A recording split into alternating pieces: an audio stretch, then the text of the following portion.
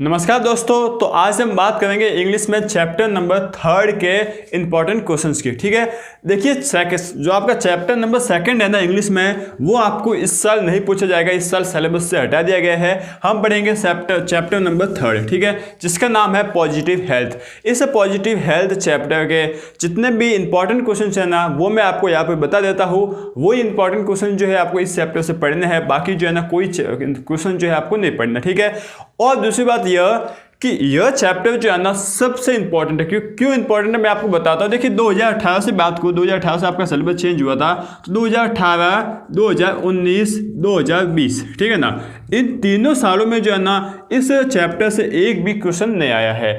और इस साल मॉडल पेपर में जो है ना 2021 के मॉडल पेपर में इस चैप्टर से जो है ना वो क्वेश्चन आ गया है। इसका मतलब ये है कि मॉडल पेपर हमारे जो माध्यमिक बोर्ड है वो हमें कहीं ना कहीं ये बताना चाह रही है कि इस साल जो है ना इस चैप्टर से क्वेश्चन आएंगे। ठीक है, तो इसलिए जो है ना इस चैप्टर के जितने भी क्वेश्चन जो है ना इंपॉर्टेंट क्वेश्चंस, उन सभी क्वेश्चंस को जो है हमें अच्छे से पढ़ना है। इसके जो है ना पूरे चांसेस है कि एक क्वेश्चन इसमें से आ जाएगा।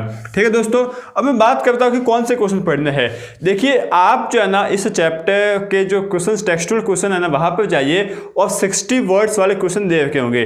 टोटल 5 क्वेश्चन दे रखे हैं, उन 500 क्वेश्चंस को आपको पढ़ना है। ठीक है, और उन 5 क्वेश्चन में से भी 3 सबसे इंपॉर्टेंट क्वेश्चंस है। इन क्वेश्चंस को जो है ना हम यहाँ पर डिस्कस कर लेते हैं और जो है ना अच्छे से चैप्टर को समझ लेते हैं। ठीक है, अब बात कर लेते हैं थोड़ी बहुत इस पॉजिटिव हेल्थ की, कि पॉजिटिव हेल्थ का मतलब क्या होता है। इस चैप्टर में जो है वो क्या दे रखा है। देखिए इस चैप्टर की लेखिका है शुभ्रा चौहान। ठीक है,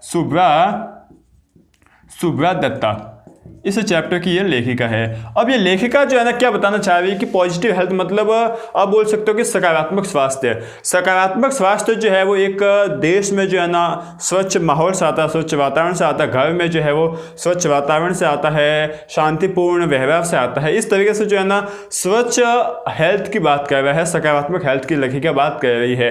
साथ ही साथ स्टूडेंट की लाइफ में जो है ना वो क्या कहती है कि विद्यार्थी जीवन में सकारात्मक जो स्वास्थ्य है उसका सीधे मतलब यह है कि वो विद्यार्थी जो है वो अपने जीवन में अनुशासन कितना रखता है, अनुशासित कितना है। ठीक है, बस यही जो है वो लेखिका हमें बताना चाह रही है। साथ ही साथ लेखिका जो है ना अपने लेवल को बढ़ाती है और जो है ना 2 देशों की तुलना करती है, जो कि कौन सा है, एक है डेवलपिंग नेशन और एक है डेवलप्ड नेशन, मतलब विकासशील देश और विकसित देश। इन दोनों के बीच जो है वो पॉजिटिव हेल्थ की तुलना करती है और वो कहती है कि जो विकासशील देश है ना वहाँ पर जो सकारात्मक स्वास्थ्य है उसको जो है ना प्राप्त करना बहुत मुश्किल होता है।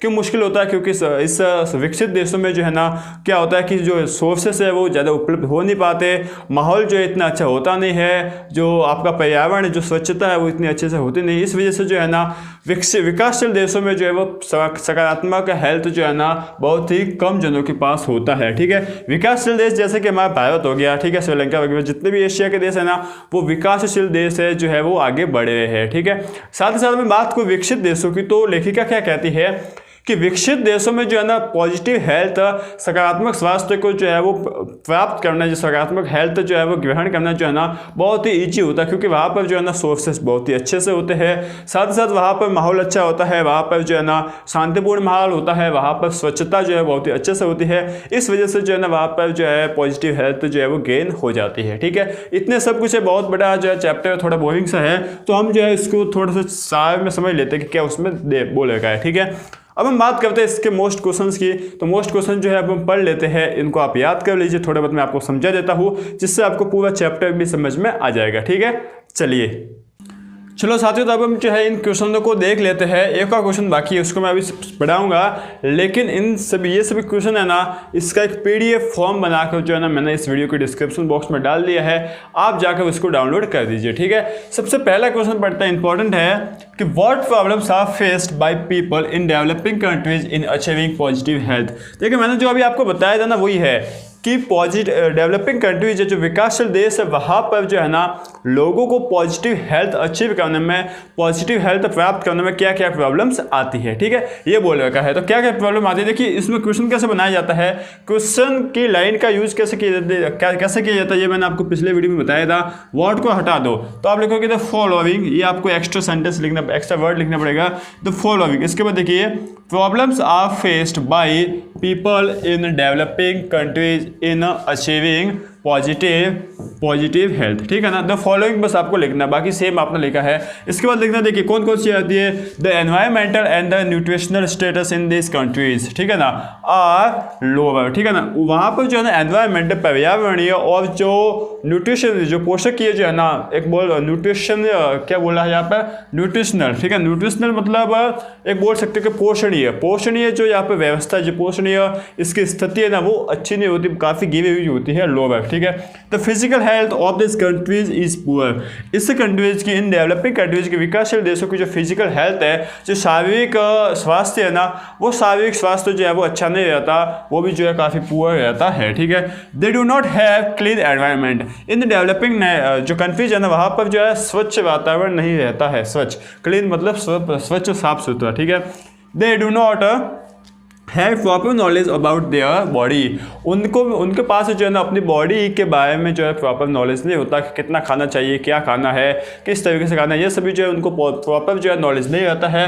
इसके बाद हम बात करें, most of them are illiterate, ठीक है ना, उनमें से ज़्यादातर जो है क्या होता है, इलिटरेट मतलब अनपढ़ होते हैं, और ज़्यादातर जो है ना आर पुअरली क्या होते हैं, एजुकेटेड, ठीक है। मतलब पुअरली एजुकेटेड मतलब बहुत ही पुअर मतलब गरीब नहीं, पुअरली एजुकेटेड का मतलब ये हो गया कि मतलब थोड़े बहुत पढ़े हुए, ठीक है, ये होता है, ठीक है। They do not have proper knowledge of health science, उनको जो है ना हेल्थ साइंस का, स्वास्थ्य विज्ञान का जो है ना प्रॉपर नॉलेज नहीं रहता है, ठीक है। यह जो है आपका फर्स्ट क्वेश्चन अच्छे से जो है आपको पढ़ना है और जो है इसको याद करना है, बहुत ही इंपॉर्टेंट चैप्टर है इस साल के लिए, ठीक है। अब हम बात करते हैं क्वेश्चन नंबर सेकंड की। देखिए, how do the parents spoil the eating habit of their children, मतलब उनके पेरेंट्स जो है, माता पिता जो है वो अपने बच्चों की जो है ना वो ईटिंग हैबिट, खाने की आदत जो है ना वो किस तरीके से चेंज करते हैं, स्पॉइल करते हैं, चेंज तो नहीं, स्पॉइल मतलब कि किस तरीके से खराब करते हैं, ठीक है। तो देखिए क्या बोल रखा है, देखिए समटाइम्स कभी कभी जो है ना पेरेंट्स फोर्स इन्फेंट्स मतलब जो है ना नवजात शिशु बोल सकते हैं, ठीक है, शिशु बोल सकते हैं, एंड स्मॉल चिल्ड्रन छोटे बच्चों को to eat because it is feeding time, not because they are hungry, ठीक है ना। मतलब कभी कभी जो है ना माता पिता जो है वो अपने शिशुओं या फिर अपने छोटे बच्चों को जो है ना क्या करते हैं, फोर्स करते हैं खाना खाने के लिए, इसलिए फोर्स करते हैं क्योंकि ये खाना खाने का टाइम है, न कि उनको भूख लगी है, ठीक है, इसलिए जो है उनको क्या करते हैं, फोर्स करते हैं, उसको मजबूर करते हैं। They try to feed their children more than their body needs, वे कोशिश करते हैं कि उनके बॉडी के अंदर जो है ना इतना फीड कर दीजिए, इतना खाना देते हैं, इतना खाना खिलवाते हैं कि उनकी जो बॉडी की आवश्यकता है ना उससे भी ज़्यादा हो जाता है, ठीक है। मतलब उनकी बॉडी की आवश्यकता से भी ज़्यादा खाना जो है वो अपने माता पिता जो है वो अपने बच्चों को देते हैं, इससे जो है उनकी आदतें खराब होती हैं।